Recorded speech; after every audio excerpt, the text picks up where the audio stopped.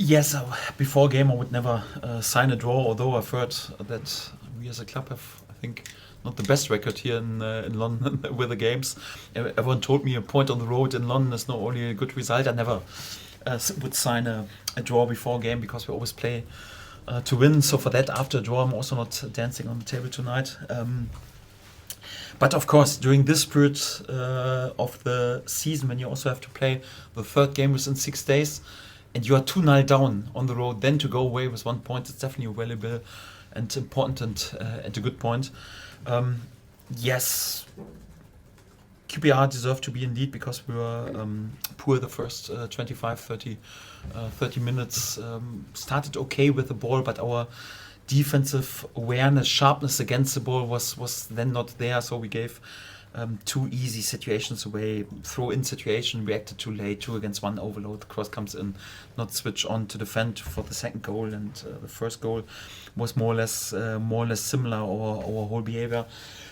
So not great. What was good was the reaction of my team today. So we had a similar story of the game last season. Here we were also after 20 minutes 2-0 down and just let it happen, and today we showed resilience and wanted to fight the way back into the game, which is difficult. Obviously it was good that after 25-30 minutes we reacted to already get the one foot back into the door with a good goal of Junior Firpo, and then second half we were completely on it, equalized the game. Had 4 or 5 good situations, also like with delivery through the 6-yard box, and were perhaps so close to turn the game completely. But you always have to be aware QPR is a really good side, dangerous side here at home, that you don't concede a counterattack. And even in the last moment of the game, once we had the corner and want to go for it, and the clearance with the head was then not that great. They we nearly allowed them also a counter chance. So for that, don't want to be too greedy. Of course, we wanted to win this game, but in the end, after this story of the game, it's a good point on the road, and we take it, and brings us 1 point closer where we want to finish. What, I suppose your questions for you is, what is the way to solve that defensive unawareness, if you like, you talked about? Why does that happen? Yes, I'm today a bit unhappy with myself because I thought more or less till the early hours in the morning to bring Ilya Gruev in. And whenever I brought him in our away games, our defensive awareness and sharpness is always a bit more on it, because it always sends a sign, no, we also have to show steel resilience against the ball. I wanted to take the momentum of our really good game, especially the second half, against Millwall, and got also green light from our medical department that all the players are ready to go, also recharged and can be at their best. But of course I was thinking about Ilya a lot because he gives us quite often this defensive awareness. But I was a bit too greedy, and wanted to dominate the game, and this was then a bit the problems in the first 25-30 minutes. Obviously, once you're then 2-0 down, then you don't have to bring more defensive awareness in, that you have to take some risks in order to bring the game more and more in the opponent's half and to create something with the ball. So for that, it was then a bit too late to make this change. Perhaps this played a role. I would be self-critical with this, but yes, of course, I would have wished that we were a bit more on it in these situations. I think the goals were just too cheap, and I think about the throw-in situations. Anyhow, we have a clear principle who defends an outside wide together with Mano Solomon 2 against 2. But if we're too lazy to move out and to react, then and they use this for a little give and go and a corner kick. A cross who comes in, then it's also like a bit difficult. But so for that, more it was the third game within 6 days. Also for my players, I'm a bit more self-critical with myself, that although I was tempted to bring Ilya for the defensive awareness in, I didn't do this. What you did do was bring William Yonton on at half-time though, Daniel, and how impressed were you with how he helped change the game? I was convinced he would make an impact. If I'm really honest and tell you a secret, I was also thinking about him in this position from the beginning on. If I would have brought Ilya Gruev in, I think I would have opted also to play really from the start. But because I opted for our 2 ballers, for our 2 number 10s in the 6-6 rollout, Tanaka and Joe Roswell, I thought, okay, we can't then afford to lose a bit the running and the relentless work of Brenden Aaronson, number 10 position, against the ball. So I was really thinking before the game about this double change perhaps in these positions.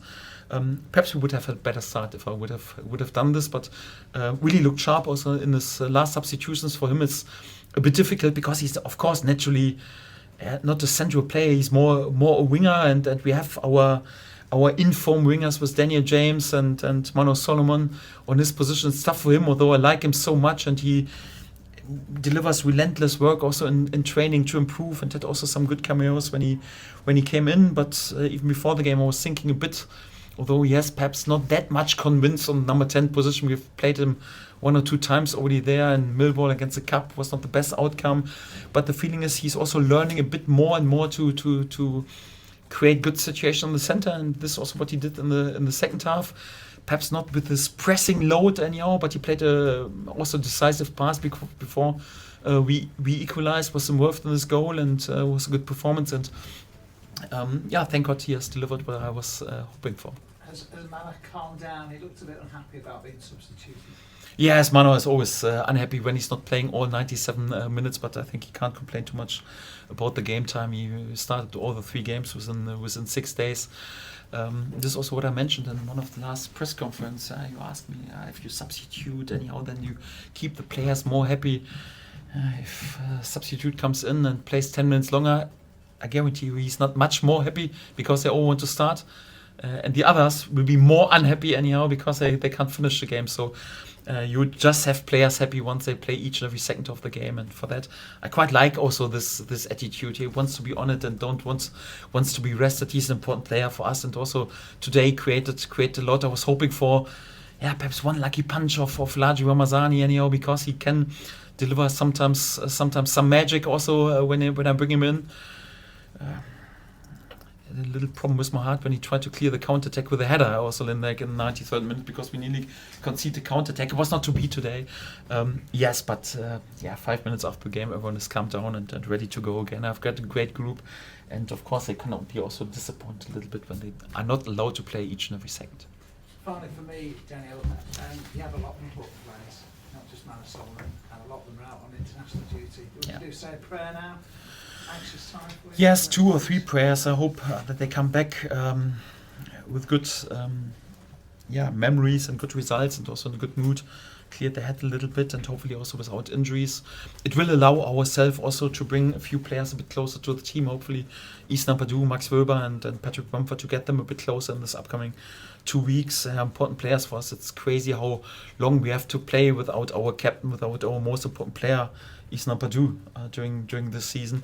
So normally you would say it's beneficial for us also to recharge a bit, because it's not just the load right now, it's also the mental pressure. Once you're involved in a relegation battle or promotion fight anyhow, then also the pressure is there for the players. I'm used to it, but these are no robots. They're all young human beings, and for that it's also sometimes important for them to get a little rest right now and to recover a bit, and then we go again for the upcoming 8 games. Thank you. Graham, I don't know if you've seen the data yet, but did you detect any tiredness in that first half? If not physically, then mentally perhaps? Yes, when you don't start on the front foot, then you always have to say there is a reason that the mental sharpness was not there. So overall, it has nothing to do with being physically tired, because they were able to step out at least 2 gears from minute 25 or 30 on. So if you are capable to do this, then you can also do this in the first 25 minutes. Yes, I was of course more hoping for a bit more sharpness and defensive awareness and willingness also to do the dirty work. It's sometimes the case once you're that dominant like we were against Millwall in the second half. Perhaps you underestimate, because we started quite good on the ball, but it's more like we tired ourselves a little bit by the start and lost then also the basic, and the basic is also like defensive awareness in the final moments. And yes, mentally the sharpness in the first 30 minutes, it was not perfect. Yes.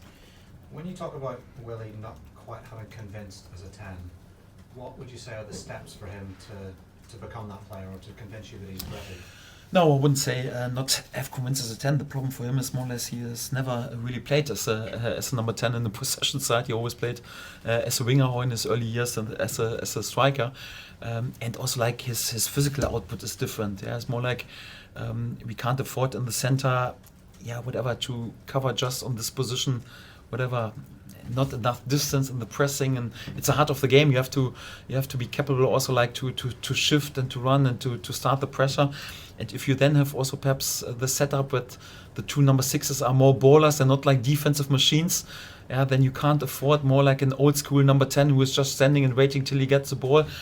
He's improving a lot because he is improving also his endurance and also to be more involved in the games and something like this. He has played for us, because I also like his potential on this position a few times there in the cup game and in the game against Millwall. And of course, I don't expect them that he cuts the world into pieces if he's more or less the first time in his career playing this role. But we don't have that many specialists on this position, so for that, yes, we've also played Joel in this position, and I also want to try more and more Willy in this position. I would say this 45 minutes were by far his best spell in this position, and happy that he adapts also to this position a little bit more.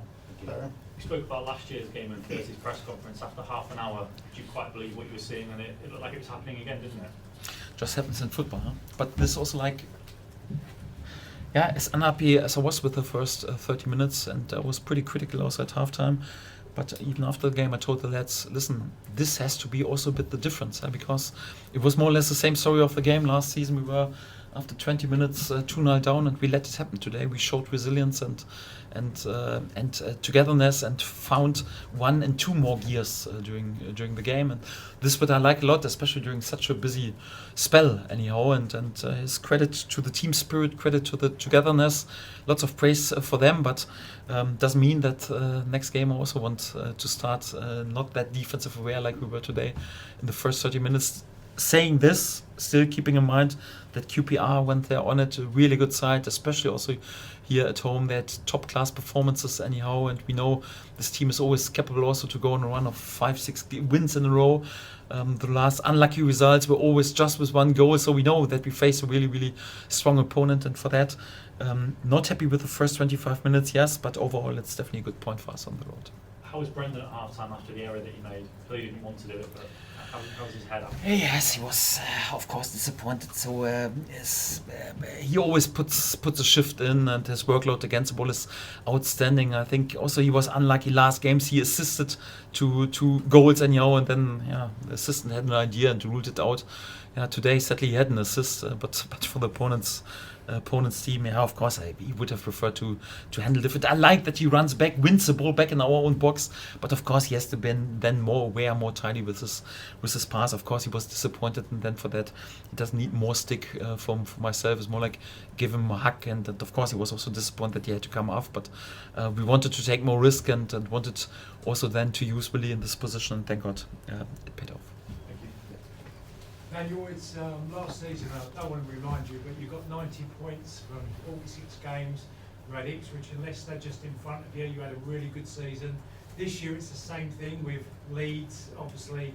Then you got Burnley and Sheffield United. Again, a second year of super high performances. You must be really proud of your team for nearly 2 years with a lot of wins in there. Yes, I'm proud of the lads, also my staff. I work with a brilliant group together. And also last season, 90 points was, I think, the first time in 2 decades that this team was not there with automatic promotion, and the heartbreaking finish at Wembley. They would have deserved much more, because we came from a difficult situation where the first 3 months we was not even clear after relegation who would stick with us, and with an unbelievable run. We're always in a chasing position last season, 15 points behind Leicester and Ipswich, and closed the gap, and we're finally there in the end. Of course it was disappointing and heartbreaking for the lads, but also not the easiest summer, I have to say. I lost important players, but we rebuilt a good group again, and we're delivering well. Don't want to compare this too much, but right now with 8 games to go, we are on 80 points right now. This is quite impressive, but Yes, we have not reached 99 points marked or not overachieved it like in comparison to last season. So for that, lots of work to do. We want to win as many points as possible, and then we see what the outcome is. But the way is also sometimes important. I like a lot the way. I like the resilience that we show. We're not always at our very best. Yeah, today also not at our very best. But what we always show is big heart and great mentality, and this is also quite crucial. And this is always the basic. To have the opportunity at least to have something to cheer about come next May. Isaac, sorry I missed you. Daniel, can I just get your thoughts on the red card at the end? Because it couldn't have been much worse for Dan James there. How is he? How's he okay? Yeah, seems to be okay. He has a few bloody marks on his calf, but I hope it's not too bad and that he can also fly to the national team. Thank you. And just reflecting on, you've had a really busy week, a lot of travelling, just reflecting on the last 3 games in the 7 days, what was your assessment of those 3 games as a whole? Oh, I'm not so much in the review mode, if I'm really honest, because my whole focus was only on this game. But when I think about the week overall, after unbelievable long unbeaten streak, 17 games in a row, then to concede the first defeat in this year is always like you can have a unbelievable run before, but one defeat, it always does something with the confidence. It's important that you then answer straight away with a win. This is what we did with a pretty convincing performance against Millwall. Yes, and when you have then a difficult game on the road, if you could guarantee me right now, we keep going exactly like this, we win our home games and draw away, we would be on a pretty good point tally come the end of the season. I wouldn't sign it because I never signed for draws, if I'm honest. But if you would be able to manage to do this, then happy days. So for that, definitely a good end of our week. And right now it's also about to recharge. We're not over the moon with the draw, but we're content, and for that we keep going then. Thank you. Justin? Dan, you said over the international break you'll be able to integrate a few of the lads close to the group, a chance to do that. Will you get a chance to have a breather as well? Will there be a chance to sort of take your mind off it for a couple of days? Will you even be able to relax for a couple of days? Yes, obviously it's difficult because I would say 60 or 70, I think 12 or 13 players are in total away. Then it's also a bit difficult. Also, like it's not possible then to work a bit on team tactical things. It's more like you can also like work on individual things and also a few details, and you have a bit time for exercises and training sessions that during a normal week you don't have that much. And I quite like this international breaks and to use this, but a bit more individually as a team. And quite often it's also that quite often important players and starters are away with their national teams and not the other way around. So for that, it's of course a bit tricky.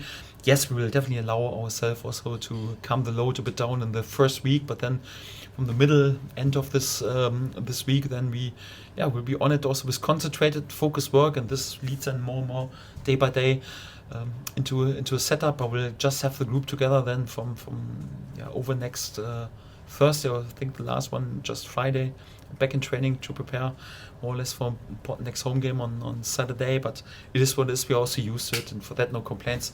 We'll try to use it also after a long season so far already to recharge a bit and then to have the energy for hopefully the final 5 weeks. And can I ask you, will you personally get a chance to recharge yourself?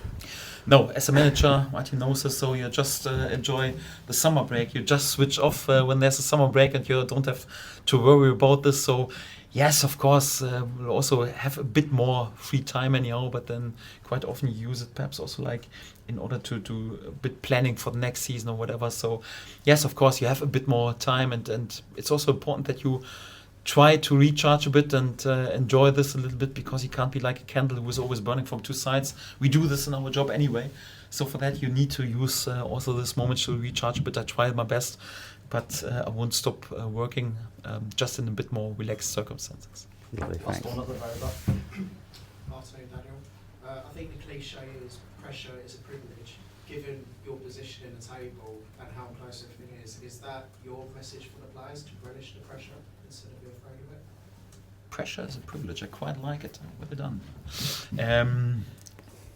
Yes, I take it. Exactly in this way. Yes, if you become a football player, you want to be involved in have something to play for. Yeah, not that much in the relegation battle anyhow, but it's also sometimes spicy, and the best parties are quite often when you make sure that you're over the line. And on the other hand, yes, of course you're playing for titles. So thank God I was only privileged a few times in my career as a manager to fight for a title. And these are good experiences, and of course always a nervy period and a difficult period. But this is also what you want to have as a manager. So and also as a player, because even as a manager you're still competitive, and you're fighting for something special, and you want to create something special. We know that we have the chance as Leeds United. In the last 2.5 decades, this club is just once promoted to the Premier League under Marcelo, and this without supporters because it was COVID times. And we would have the chance, the first time within 25 years, to be promoted with our supporters. And I can imagine what a party this would be in Leeds. So for that, all the hard work and all the pressure, yes, is definitely worth it if you have the perfect outcome. And of course, we want to have the perfect outcome.